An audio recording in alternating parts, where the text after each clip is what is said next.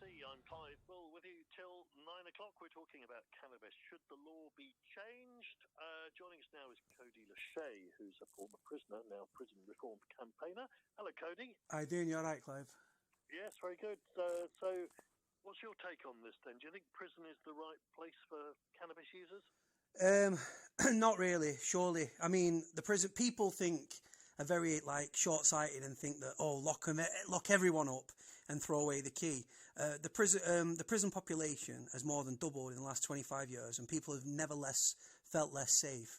Now, looking at the drug side of things, legalise it, take the profits out of the dealers' hands, right? Regulate it, and then the money will go to the government. They can then reinvest that in policing, and the police don't want to be off the streets. I mean, the policeman you spoke to from Gwent Police had to be very careful what he said. Now, I said, the police don't want to be off the streets, and I'm sure that anyone watching this, it makes more sense for the police to go after more dangerous offenders out there, with knife crime being what it is and everything else. I've been in prison with people. What about drug dealers, though? I mean, shouldn't we be? I mean, even if it was legalised, there'd still be people doing it on the black market, and shouldn't we be chasing illegal drug dealers? But when cannabis is what it is, and I know people that have been in prison for cultivating cannabis. One lad did it because his mum wasn't well, and she was smoking it for medicinal purposes. And he ended up in jail. Yeah. Well, it was quite a lot of plants. It was for him and mainly his mum. He ended up in prison. Okay. I know people that have sold it just for pure profit, but the fact is, you're not really making that much when you're doing it. I used to be involved with heroin and crack cocaine, selling it, right? There's a lot of money to be made there. With cannabis, you're talking 10, 15, 20 pound a bag. Do you know what I'm saying? Unless people then, I'm going to grow it at home. And there's so many different variants and strains and everything. The facts are, the police are having to prioritise policing, right? That's a green light for criminals to go out and commit crime across the board with near impunity, and the police are powerless to stop it. It's a criminal's paradise. That's a fact.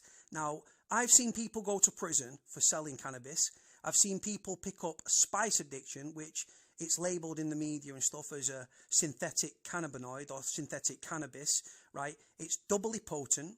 It's the drug of choice within prison. When that person leaves prison with an addiction to spice because they can't get their hands on skunk in prison, right, that addiction follows them out the door.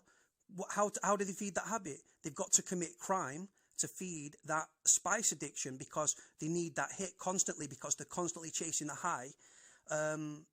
It's so frustrating. I mean, like I said, the system's broken and people see prison as, it's a very short and knee-jerk reaction to throw people in prison. Can I put one thing to you then? Go on. Just as an example, Livio here has texted in saying, you only need to listen to the people who claim they smoke cannabis to realise the danger, the long-term damage it does to a person. Their speech is slow, slurred, they sound like they're on another planet. And that's before we even get into how it could be a gateway drug and lead to long-term mental disorders. So Livio's saying, it's clearly doing people harm. And it's also curing cancer as well. That's another thing. So the thing is, people, that text that she just sent in, right? If people are going to take cannabis, whether she likes it or not, people are going to do it. People have got very different reasons for doing it. I know people that smoke cannabis because they was abused in childhood.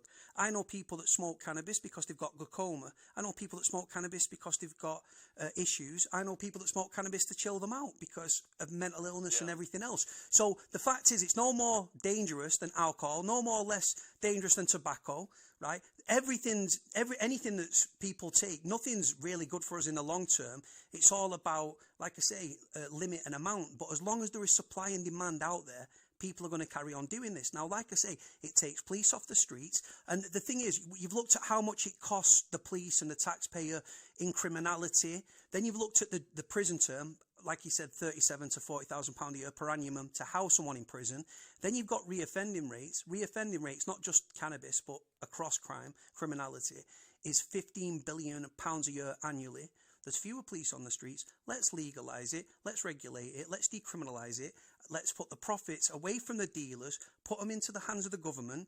The government then hopefully will put that money back into the policing and other things that we need across the country. And maybe to help people with drug problems as well. Because I feel rather than sending people to prison, maybe they should be getting health advice and health help. Cody, thank you. Want to squeeze in a couple more